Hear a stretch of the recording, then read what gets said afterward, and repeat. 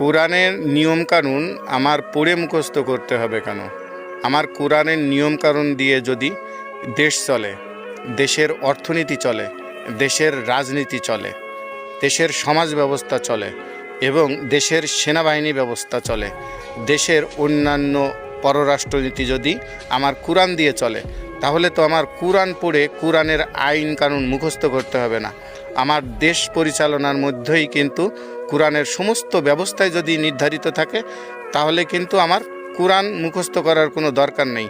আমার প্রিয় নবী হজরত মুহাম্মদ সাল্লাল্লাহু আলাইহি সাল্লাম দেশ চালাননি, তিনি দেশ চালিয়েছেন, অর্থনৈতিক ব্যবস্থা চালিয়েছেন, সামাজিক ব্যবস্থা চালিয়েছেন, রাষ্ট্রীয় নিয়মনীতি চালিয়েছেন, তিনি কিন্তু কোরআন দিয়েই চালিয়েছেন। যখন তিনি কোরআন দিয়েই চালিয়েছেন, তখন কিন্তু মক্কা মদিনার লোকজন তারা কিন্তু কোরআনের শাসন ব্যবস্থাকেই মেনেছে, কোরআনের আইন ব্যবস্থাকেই মেনেছে।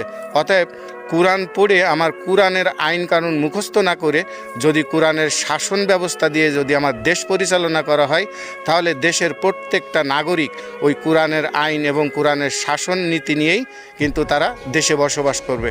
অতএব কোরআন পড়ে বা কোরআন মুখস্থ করে আইন কানুন পড়ার কোনো প্রয়োজন মনে করি না। আমি প্রয়োজন মনে করি যে কোরআন দিয়ে যদি দেশ চলে, কোরআন দিয়ে যদি শাসন ব্যবস্থা চলে, তাহলেই কিন্তু কোরআনের আইন কানুন এবং নিয়ম ব্যবস্থা প্রত্যেকটা নাগরিকের মধ্যেই থাকবে।